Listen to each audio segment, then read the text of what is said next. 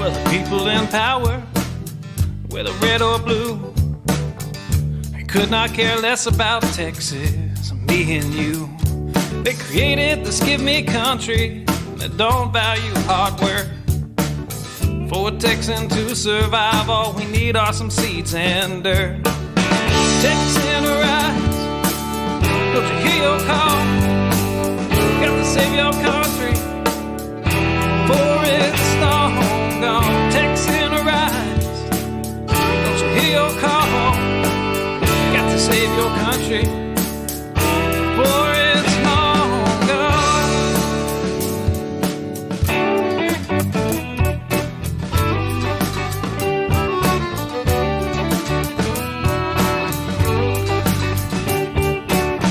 We believe in family and we value our community. Gladly lend a helping hand to a neighbor in need.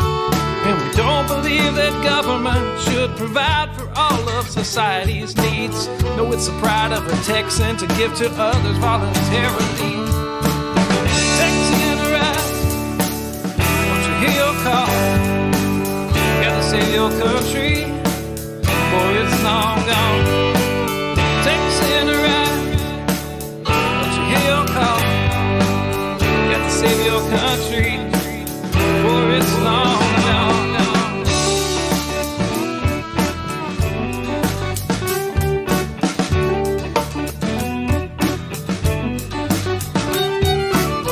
They like our tax dollars and they love our natural resources. They don't want to see us driving trucks, they'd rather see us riding horses. And now they want to ban our guns, you know, especially the ones that look scary. But may I remind you of the Gonzales Cannon and the Alamo heroes we buried. Texan rise, don't you hear your call? Got to save our country, for it's long gone. Texan rise, don't you hear your call? Got to save our country, for it's long gone.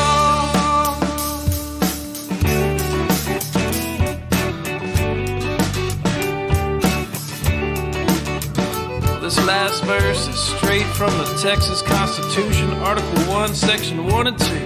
Look it up.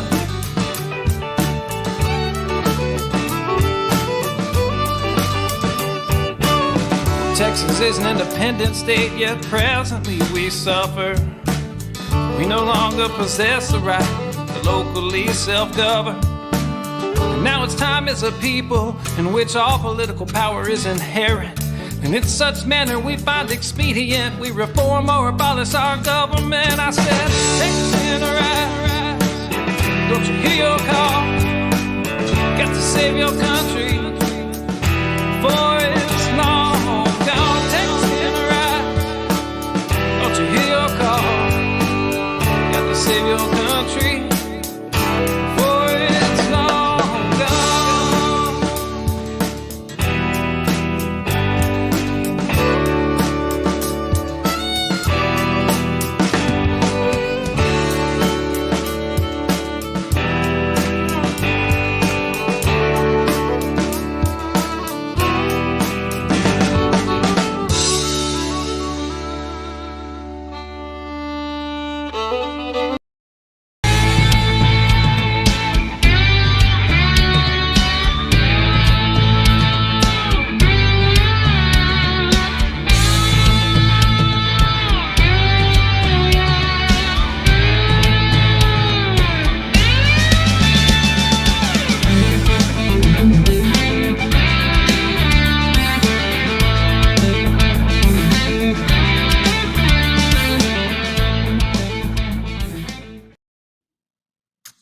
Well, hello, everyone. It is that time again. Time for the midweek break where I grab a cup of coffee and do a little decompress.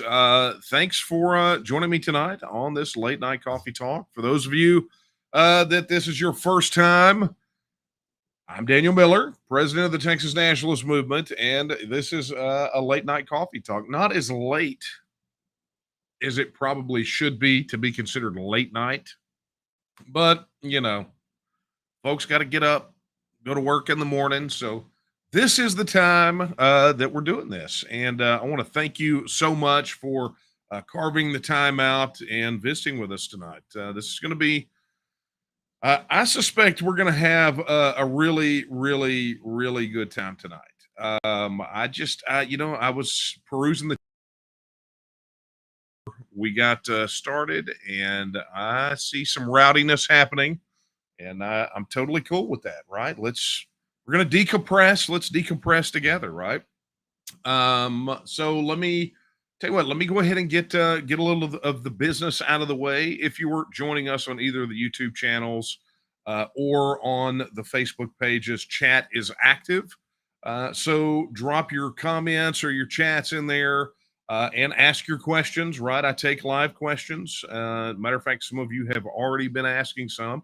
So drop it in there. And Kara's over there in the other room and she is trying to grab them as she can and add them so that I'll be able to see them and look at them and do all that kind of stuff. Additionally, if you would like to submit a question via email, you can do that. As a matter of fact, it's scrolling at the bottom of the screen. I thought it was right now, but it's not. It's coffee talk at vtnm.org. Coffee talk, all one word, at vtnm.org. And man, we're gonna have a heck of a time tonight, right?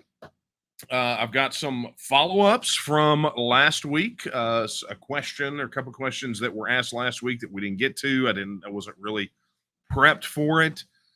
Plus, we're coming off of a weekend of leadership training in the TNM, and I made a bold prediction on Twitter. We'll talk about that. And then pretty much anything else that you want to talk about, right? You're going to guide a big chunk of the hour that we have. But I am definitely going to talk about whining versus winning and having a proper perspective on what needs to happen to make Texas happen, right? I see a lot of nya out there, people working their jaws an awful lot and not doing much else. So we're gonna put the nail in that coffin tonight, give everybody a proper perspective on what needs to happen.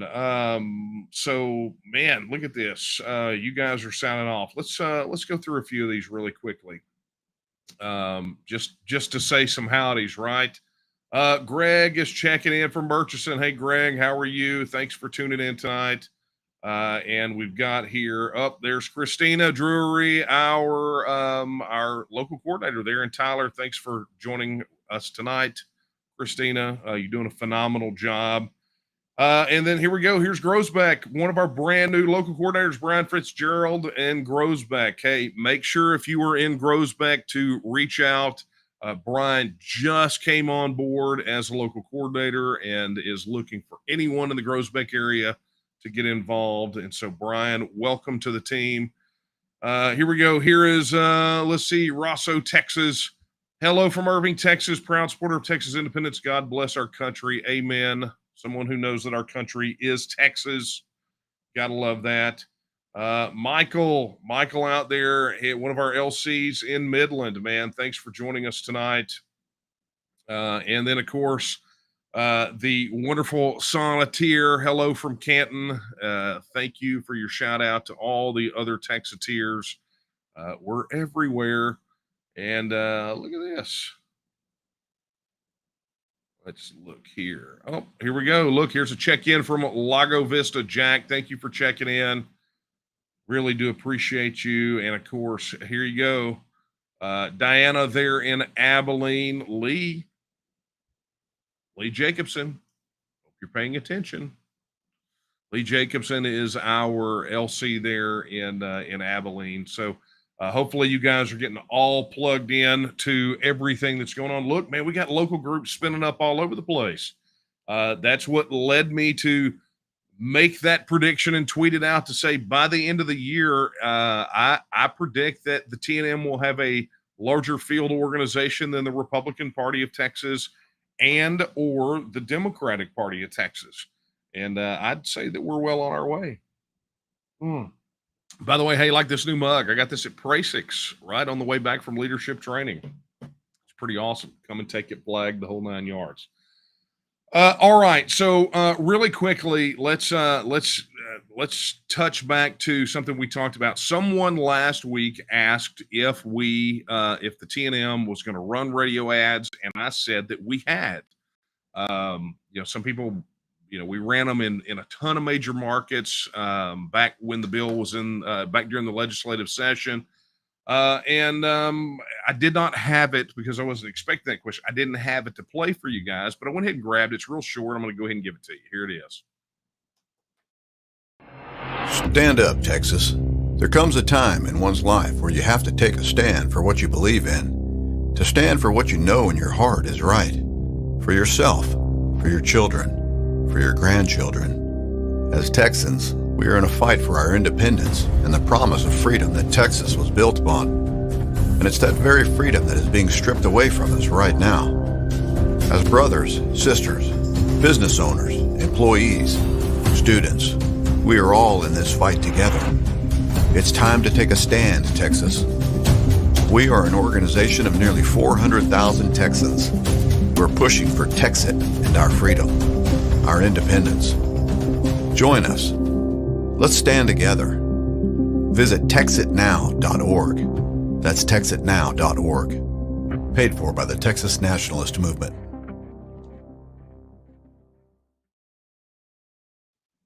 Now, I have a sneaking suspicion you will probably be hearing that radio ad again, coming to a market near you. It really depends on how things go with the Catalyst campaign, which is a good opportunity to remind you that we are in the middle of the largest ever fundraising campaign for the Texas Nationalist Movement, the Catalyst campaign. And part of the Catalyst campaign was at the initial launch, we talked about the things necessary to get us get Texit done as quickly as possible, right? And of course, reaching as many Texans as possible was one of those things that needed to happen, and that costs.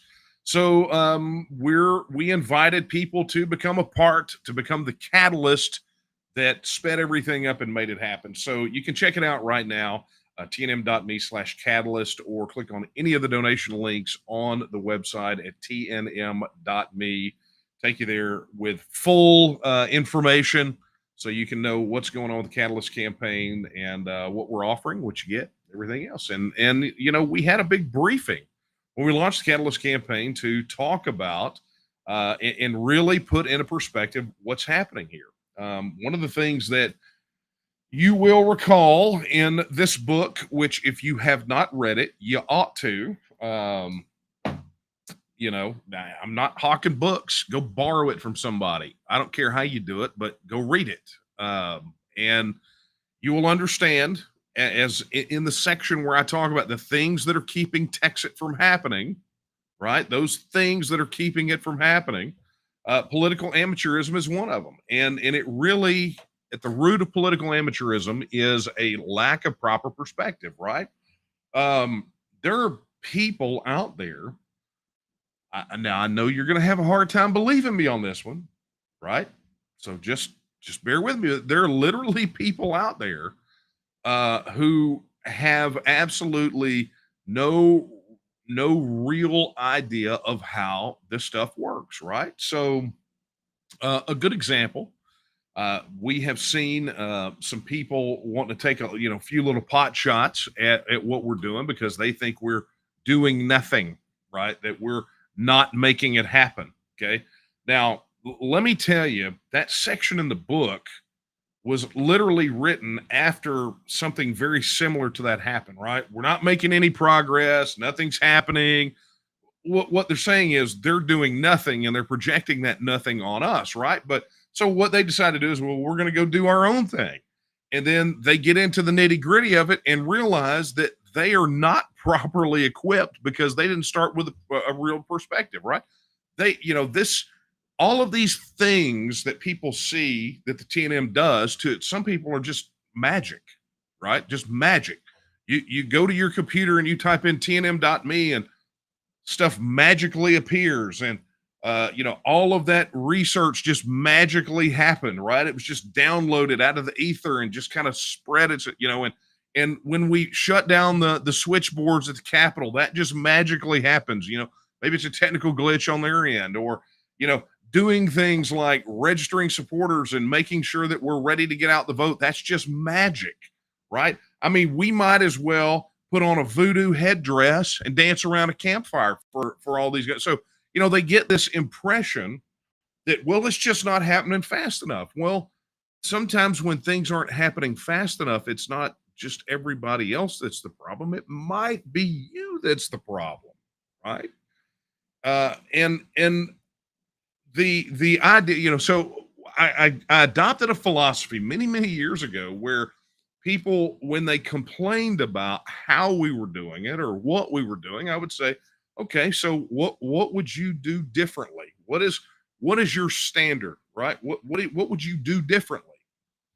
And 9 times out of 10, they don't have an answer, or their answer is so nebulous. Well, I would make sure that we talked to, we'd get 1 million people on the south steps of the Capitol. It's like, okay, so let's just stop right there and let's just break that down. Okay, so what does it take to do that? Well, you have to communicate with those people, don't you? Right? You got to let them know, because if they don't know, then you wind up just being solo on the south steps. So you have to let everybody know. Well, how do you let everybody know? Well, I'll just go create a Facebook group. Oh, okay. Well, let me just stop you right there. Right. So let's review the last several years of how Facebook has done their dead level best to suppress political speech on their platform. Right. And how do you propose to, you just going to reach out, because it's not really how it works anymore, right? So what are you going to do? Right? So they don't have answers for these sorts of things. Well, here's good news. We do, and it's called hard work, and it's called being smart and leveraging technology to maximum benefit and raising money to go purchase mass media, right? Or trying to stay in the news cycle so you can get earned media. Guess what? This is what all the professionals know, right? This is what the pros know. So when people are talking about, well, this is just taking too long. Well, my question to you is simply this: how many people have you connected with the organized movement for Texas independence today? And I don't mean you just talk to the person that served you your hunger buster at the Dairy Queen, right? I don't mean that you had a really cool thumbs up exchange with somebody in traffic. I mean a real meaningful exchange where that person was connected to a larger organized movement that then sent them to do the same thing, right? To move people together, right? Because remember, Article 1, Section 2 is what? All political power is inherent in the people, right? It's a people movement. And so, look, it's going to be too much to get into tonight. Maybe we'll do a separate thing where we train on this, but I could literally take you guys or train you, take a full weekend and explain it. Just from level 0, right, all the way up to master class. Because let me explain to you, we're working a plan, an overall strategic vision of how to get this done that we've been working since 2005, and it's working, right? It's definitely working. Look, let me just as a quick reminder for everyone, in case you have forgotten, back in 2005, right here in 2005, we were polling less than 10%. Less than 10%, right? Single digits in 2005. Contrary to that dipstick who sent that email in today, goes, well, you had the same people for 20 years. Well, 2005 is when the organization was formed, right? And we were polling less than 10%. Then you get up here to 2009, right? Third party polling showed 48% Republican, 40% Democrat, or 40% independent, 15% Democrat. That's big, right? That's a jump, a significant jump from here to here, right? And then you go to 2014, the Reuters Ipsos poll. Republicans, 54% Independents 48%, Democrats 35%. Boom shakalaka, right? That didn't happen accident. That didn't happen just because, right? Nobody waved a magic wand. A bunch of people that would never quit, a bunch of people that were true believers got out there and they worked their butts off. And when they worked their butts off, what happened? We saw growth, right? If people in Texas did not know that Texas was an option, these numbers would have been in the toilet, right? But we did an amazing job of going out there and talking to the people about this, right? And I'm not talking about your bumper sticker activism where literally your only blow for the cause of independence is you put a bumper sticker on your vehicle, right?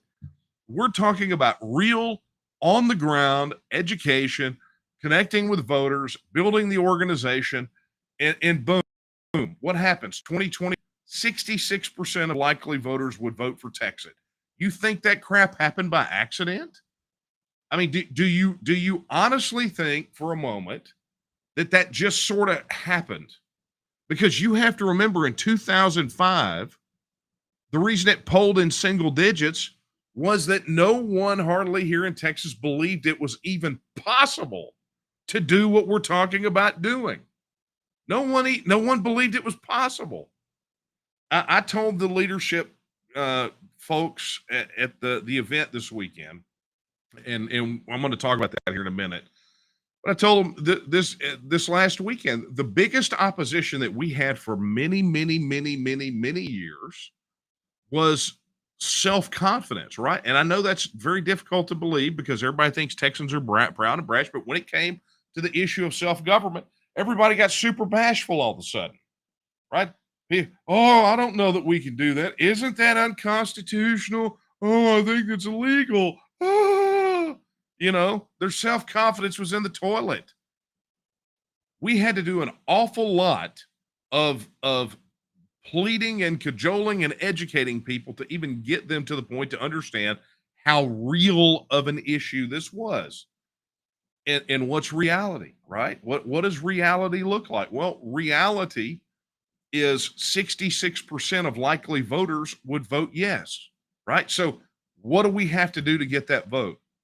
Well, we'll be talking about that here in a moment, right? I told you it's going to be a bit of a coach talk tonight, didn't I? We're going to the locker room. It's happening. Okay. Here we go. Tara says, let's have a master class. If you want it, look, here's the deal. If you guys want the A to Z of this thing, then I will absolutely do it, right? I mean, just down to how mass movements are formed, what that looks like. From Gene Sharp to tipping point theory to everything else, I will do that, right? But understand it's going to be about a day and a half, and it's not going to be virtual. Yeah, I'm not going to teach that class in front of a camera.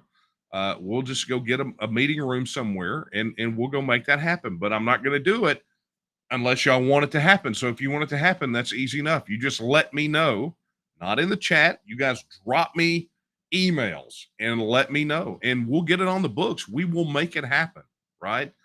But I think we're at the point now where many of our people need to get down to, they need the advanced class. That's just all there is to it. Also, here we go. Here's one from Jim. Jim says, got my 3 supporters registered today. Good for you, Jim. One of the things we talked about in leadership, particularly in the leadership training, particularly with volunteers, and stressing the importance of supporter identification, finding our people. Remember, our goal right now is not to convince, it's to find the convinced, to build that momentum, to get that massive public support, to get the thing so we can get the vote and then ultimately win the vote.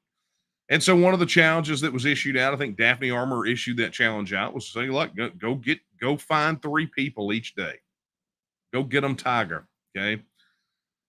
Okay, a couple more, and then we'll get back on track. Johnny says solidarity from London, England, UK, and thank you, Johnny, from the Texiteers to the Brexiteers. Thank you very, very much. We definitely appreciate it. And there's something we need to do. We need to have a movie night with Brexit the movie, right? And there's a good friend, Kenneth, right there. Hey, y'all, Round Rock. Kenneth, so glad you could join us tonight. And definitely looking forward to seeing more of you, amigo. All right, so let's again get back down to the brass tacks, right? Let's talk a little bit more about this. Let's see if we got any more questions coming in. Okay, you guys are ears wide open tonight, which I appreciate.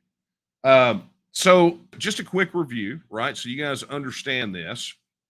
Now, there are, you've heard me say time and time again that Texit is not an act, it's a process, right?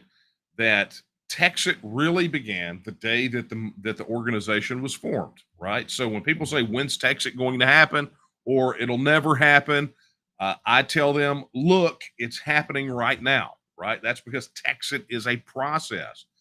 And it began the very day that we as an organization made a decision. Those, half dozen people decided finally to say, okay, look, we're going to have a true blue political advocacy organization to advocate for the independence of Texas. And that's really when it started. But right there in the first stage of the game, right, is to build capacity, right? You guys see that.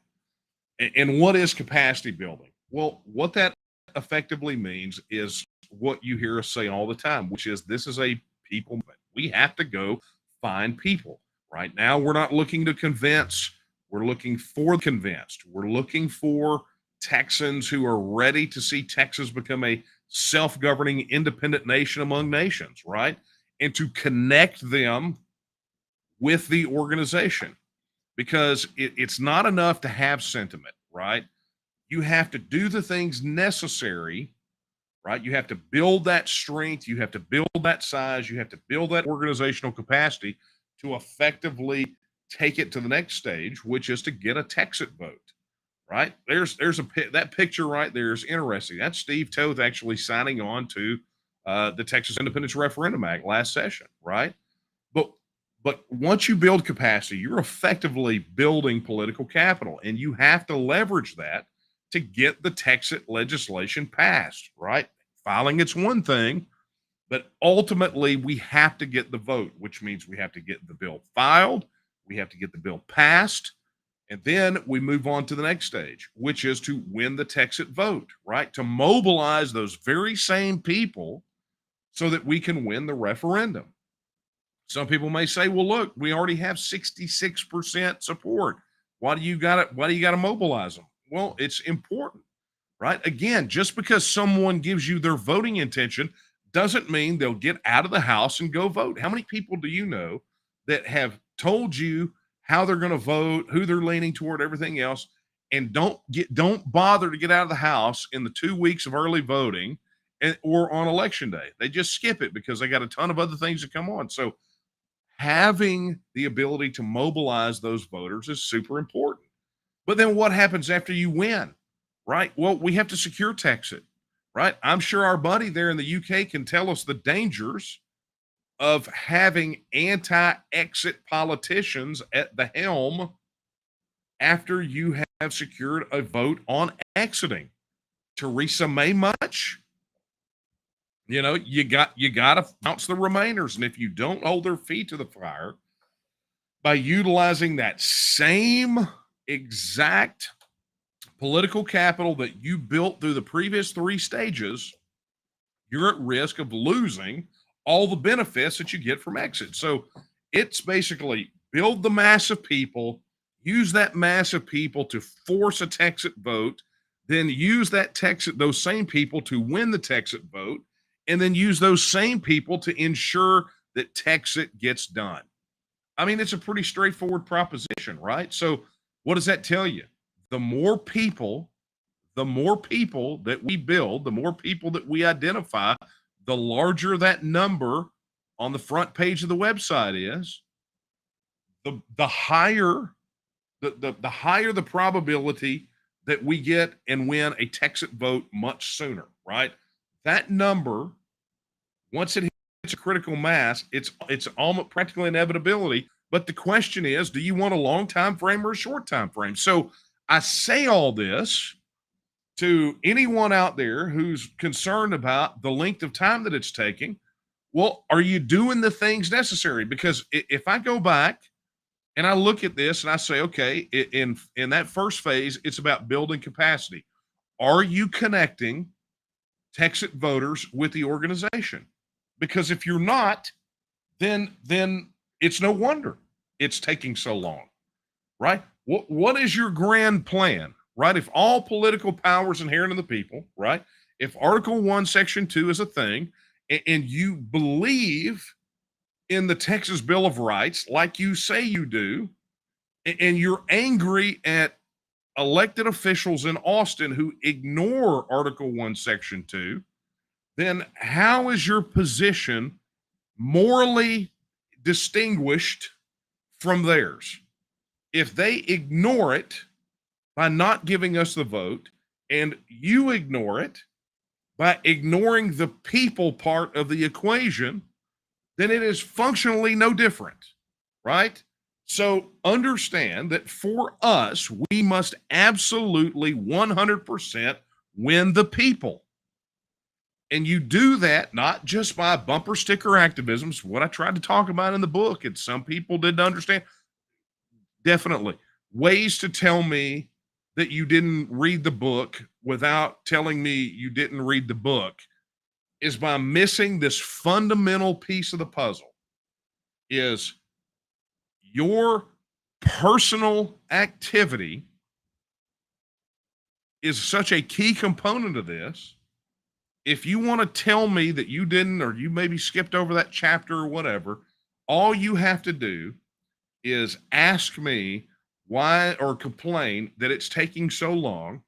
And I have never heard your name. I've never seen you volunteer. I've never seen you do anything outside of a very short window of time, if anything at all. And look, guys, that's just me.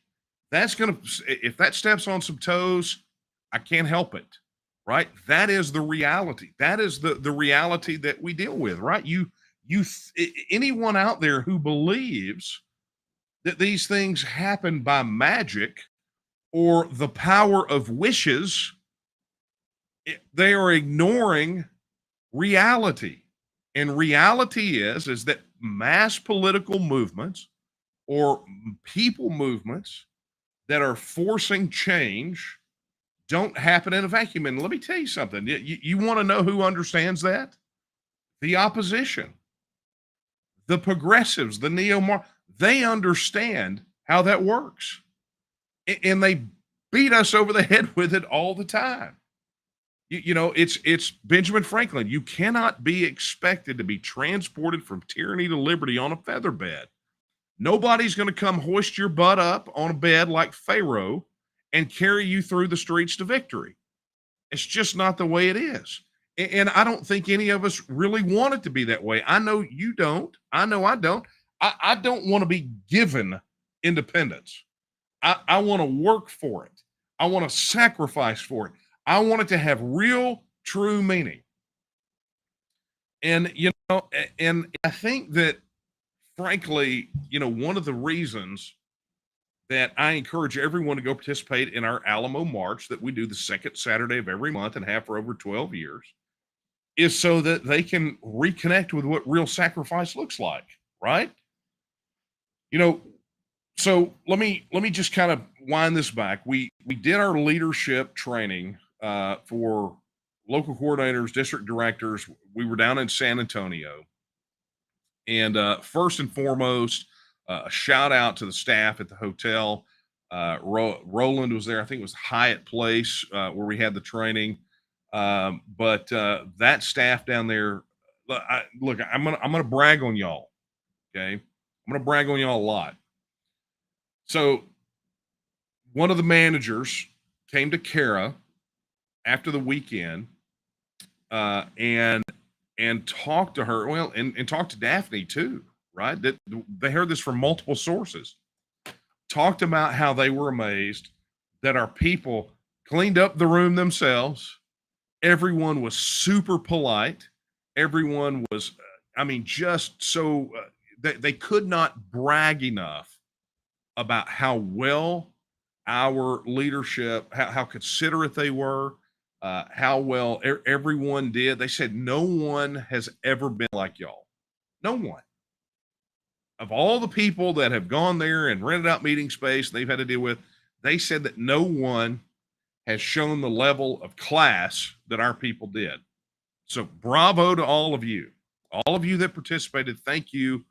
That makes me absolutely proud to hear that about our leadership, to see that you were setting the example. But that brings me to the Alamo, right? So on Saturday, that evening, it was the second Saturday and fell on the monthly Alamo Memorial March. Now, for those of you who do not know what that is, a little over 12 years ago, we started on the second Saturday of every month doing a silent march around the Alamo and laying a wreath at the door of the chapel to memorialize those who sacrificed their lives for independence. Okay.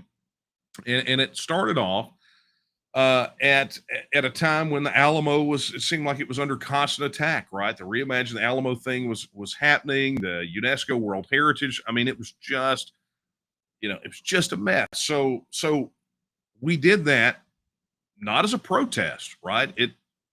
Not the way that we treat the Alamo as a sacred site, as a burial site, right? You wouldn't go to a cemetery to have a protest. You wouldn't go there to raise a little hell, right?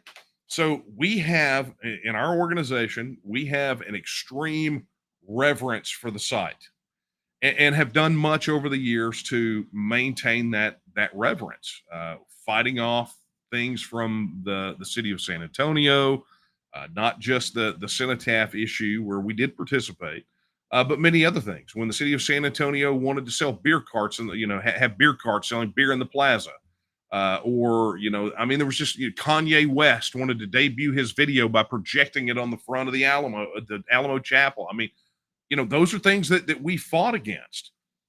Some battles we have won, some battles we have lost, but we have never lost sight of what the Alamo means to us. And it means so much because those people there gave so much, which ties into really what we're talking about tonight. You don't want independence given to you. You want to earn it. And we're not asking you to give what those people who sacrificed at the Alamo gave, but you have to give something. You have to give something, whether it's time, whether it's money, whether it's relationships. You have to give something, right? But rest assured, you're in the majority now. So your sacrifice is going to be minimal. All you have, but it's still there. It still exists. It still has to be done. And so, we go there to the Alamo for the Alamo Memorial March as a silent march. No one says a word. And we don't, again, it's not a protest. It's not a demonstration. It is a memorial. It is solemn. And it means a lot to those who participate. So I'm going to play a really short, like a 4-minute clip of, I'm going to show you, it's not the whole thing, but what I want you to pay attention to, because we had video. Thank you to Luke Pauley for running video. And of course, Will Casey's got video for the whole weekend. But I grabbed this video from Luke. I want you to pay particular attention because when the Alamo Plaza, before we get there, right before we arrive, that place is buzzing. It is loud. And I want you to pay particular attention to what happens when we arrive and the ceremony starts properly. Okay.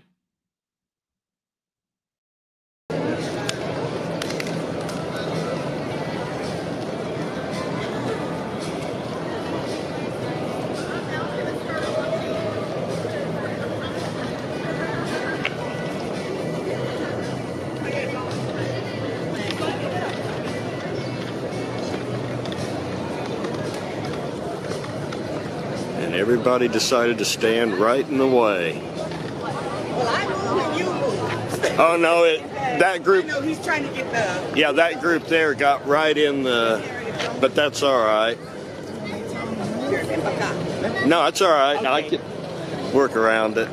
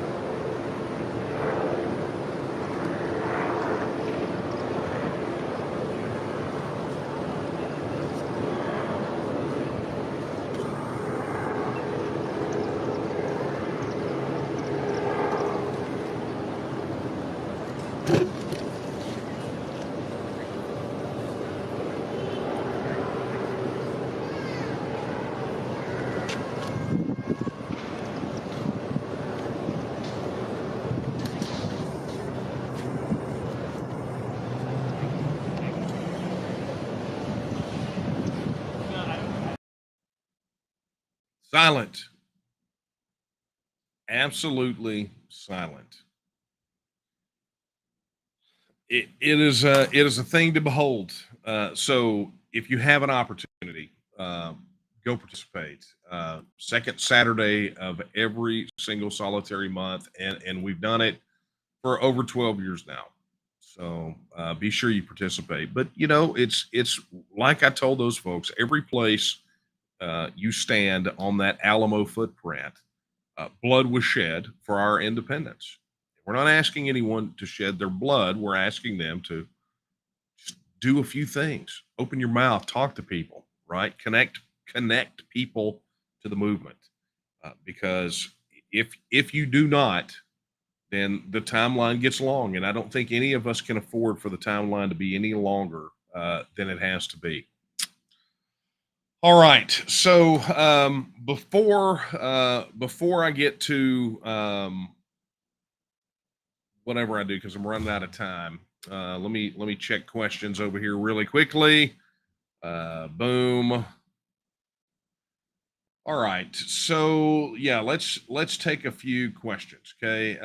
Let's do this one. Gene, this came in via email. Gene wants to know.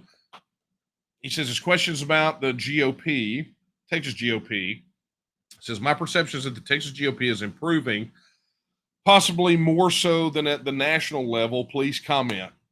I think you mean more so than at the federal level, because Texas is a nation, and that would be the national level. The more you know, right? But no, to your point, the I guess I think some are making the argument right now that the Texas GOP, at least the platform that came out was a strong pro Texas platform. I'm gonna just isolate my comments to to the two platform planks that deal with us. When you have two platform planks, two separate sections of the platform calling for a Texas vote, it's kind of where I'm at. Beyond that, however that works, I think the tail will be in what happens in November, but also you guys have to forgive me. I'm squirming in my chair a bit. If you haven't heard, I've had a little problem on the back issue. But the fact of the matter is that tale will be told in November, and I think that a lot of GOP voters are pretty upset with the electeds because they don't feel like the electeds represent who they are. I think if your campaign slogan is "Well, at least I'm not the other guy," then you got problems. You got real problems. So, what fixes that? People, people. I mean, that's it. You don't like your candidates you got in November. Well, you had a chance to fix that back in March. Okay. So, but to your point about being different, I'm truly that's an argument that we've made a long time for a long time is that a Texas Republican is different than a Massachusetts Republican, just like a Texas Democrat is probably very different than a California Democrat. There is a difference. To there's if you're looking at it from the ideological spectrum, you're going to find that even some of the Democrats here are more conservative than Republicans in other states, and that's saying a lot. Okay, so let's grab this one. Okay, here's one. Came in from chat. Magnaman80 says, how will certain licenses be entertained by a Texas government? Pilot's licenses, amateur radio, ham licenses, aircraft certification, etc. Great question. Something we talk about sort of in the miscellaneous section over on texitnow.org.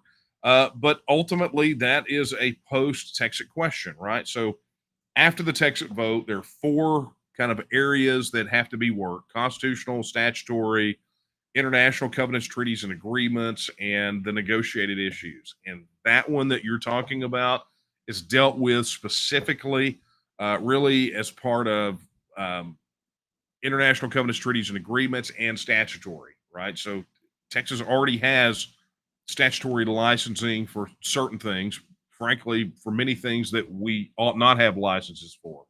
But there are some international covenants, treaties, and agreements that require local licensure. And so any of those where the state has sort of abrogated that off to the federal side of it, or it's taken care of by virtue of the fact that it's the federal government as part of some international convention or whatever.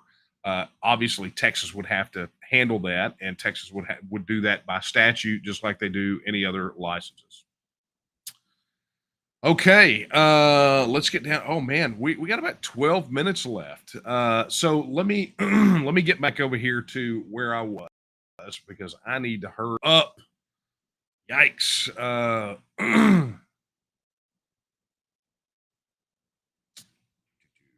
Bear with me, folks. I am getting to where I need to be. So, if we're talking, so just so you understand, man, I wish I had more time to do this. Doggone it, I can't really dive off into this like I want to. But here's what it boils down to, right? If you're serious about volunteering and working to help us achieve this goal, to help get and win a vote on Texas, and you want to do it in a time frame that makes sense, right? You want to do it sooner rather than later. There are some things that you need to do, right? And so here's what I'm going to tell you. If you will connect between now and the time we get the Texas vote, if you make it a personal goal to volunteer in the organization and register 20 new supporters a month, and you know that if that's your personal, then do that, right? I mean, that's easy enough to do, right? Make that your goal. Make that your goal. And people say, well, why do we need to register them with a TNM? Well, where else is the critical mass?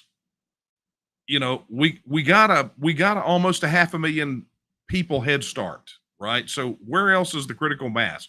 Where else is the organizational infrastructure to connect those supporters and move them in a particular direction? Who else here knows more about the issue of Texas, how to get it and how to win it than the TNM? And let me just go ahead and spoiler alert, no one, right? I go back to the prediction that I made at the very beginning of this thing, right? The one I talked about, the bold prediction, is that by the end of this year, we will have more of a field organization than either major political party. I didn't pull that out of my backside. I am not known for making predictions just out of the ether unless they are based on some real solid facts. And if you'll notice, I did not qualify that.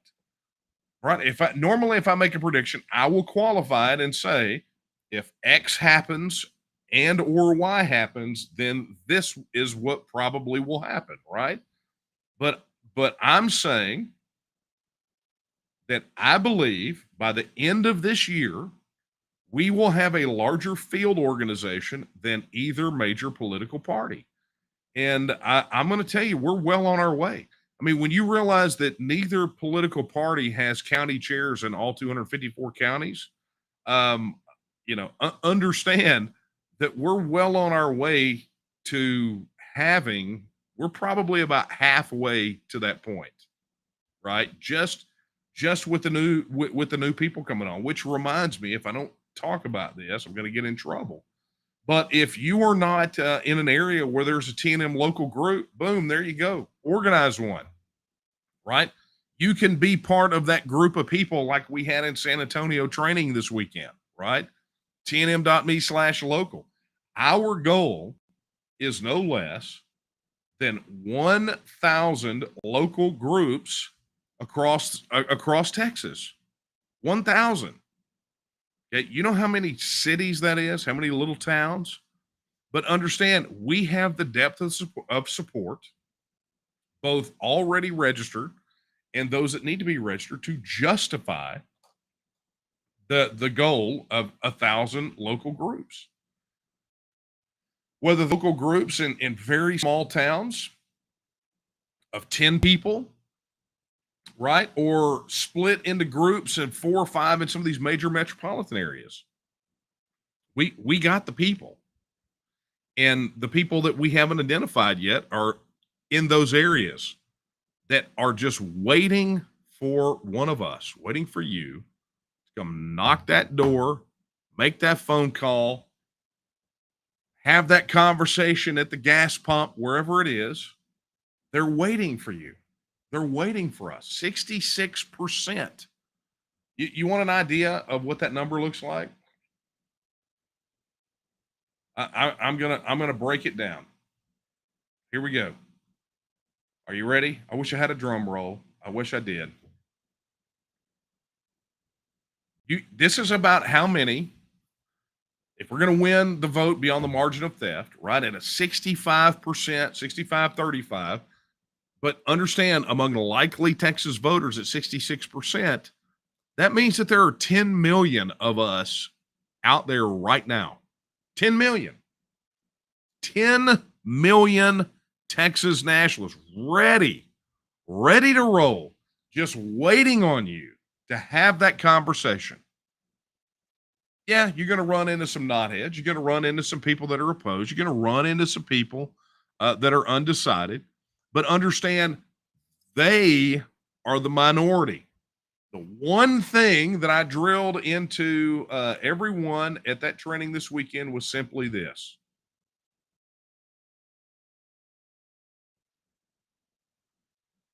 When you have 66% of likely voters across Texas in support of your core mission, your core campaign, what that means is that everywhere you put your foot belongs to you. This is our house. This is our house. The problem is we got these knotheads in Austin sitting in our chairs, right? And what we have to do is bring enough of that heat of those 10 million to force the issue, right? What is it? What is it that frightens politicians more than anything else? What did I say? What have I said for a long time? What's the thing that scares them? It's the fear of not getting reelected. That's what scares them. How many times have we complained? How many times have we complained that they will sacrifice their principles for political expediency? All the time. So what does that tell you? Well, if they're willing to sacrifice their principles for political expediency, then we have to make supporting the Texas vote politically expedient. That's what has to happen. And you don't do that without numbers and all the things that come along with it. So anyone who tells you that this is not a numbers game, that there's some magic piece of paper you can file or some magic wand you can wave, is full of crap. And they're saying that because they don't want to do the work. But here's what I know about you. The fact that you are here tonight tells me that you want to get the work. You want to do the work. You're perfectly willing to go out there and make the connections necessary and have the discipline necessary to get the job done, right? I mean, that's what it takes, right? It's not just about being excited for a month or two or being excited for a year or two. You got to be in this thing to win it for the long haul. And you got to be pretty incensed with people who are kind of the Bernie Sanders flavor, right? They want it, but they don't want to work for it. They don't want to do a single thing to it, and that's fine. We'll carry them across the finish line. But what we need is we need everyone to be a piss. We need everyone to participate in their own emancipation. It is the least they can do.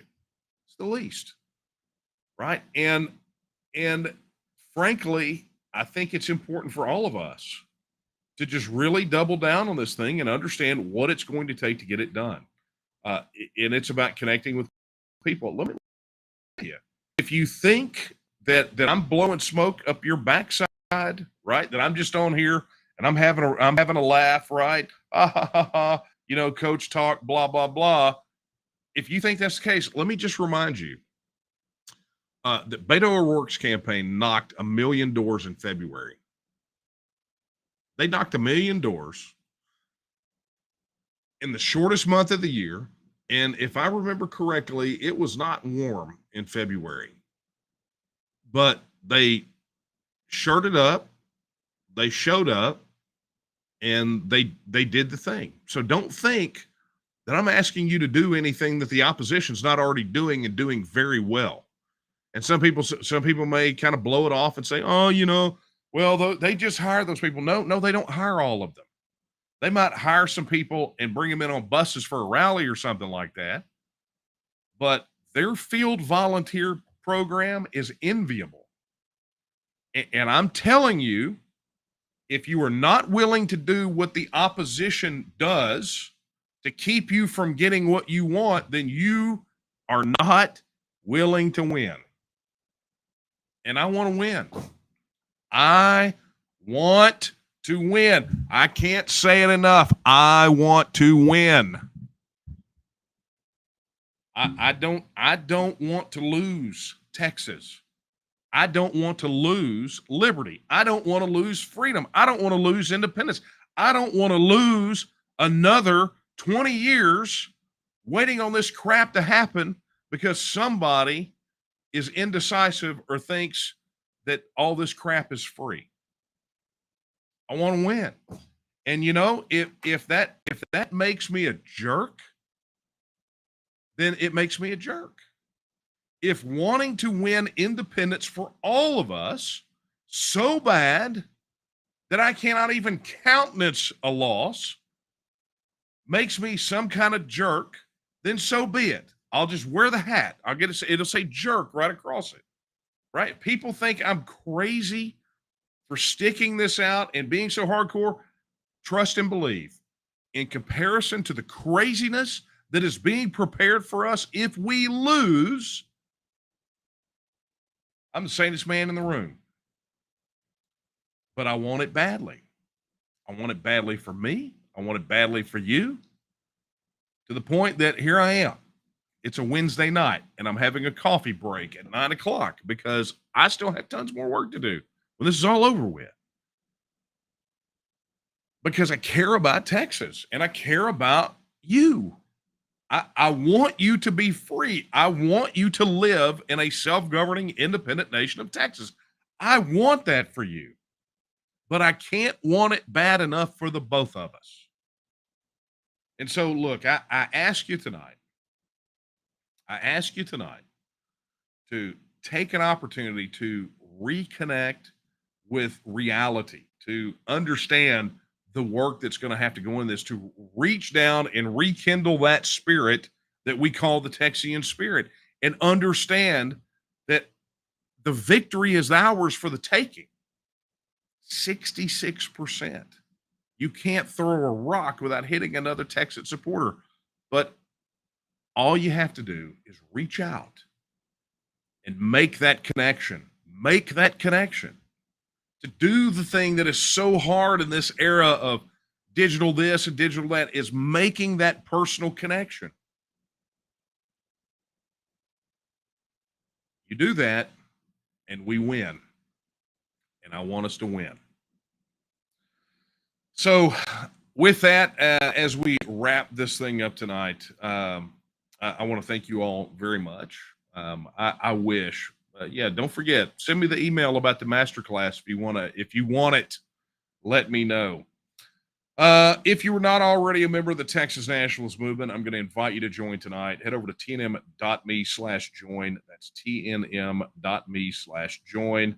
And if you are ready to volunteer like I talked about tonight, then head over there and do that. tnm.me/volunteer. Become a volunteer tonight. Make that happen. And then, of course, I showed you this earlier, but I'll do it again. If there is not a local group in your area, head over to tnm.me/local and volunteer to organize one. And then, of course, while you're over there on the website, you can go look for your local group and get plugged in. And a reminder that the Catalyst campaign is ongoing. Days are ticking away, though. It was a 90-day campaign, and your time is drawing to an end. For full details, over to tnm.me/catalyst or click on any of the donation links on the main page of the website. Now, as a connection to what we talked about last week, I'm going to, as I end the live stream tonight, I'm actually going to play Texas Our Texas. We talked about it last week. I did not have it in the queue in the deck. I have corrected that. And as I wrap up, we're going to end with Texas Our Texas in one of the most amazing renditions of it that I've heard, oddly enough, by high school orchestra and choir. So with that, I will leave it to you. The words that I will end with tonight are the words I end with every single week, and they are the words of Sam Houston when he said that Texas will again lift its head and stand among the nations. I believe that time is now, and the question is, will you stand with her? Good night, everyone.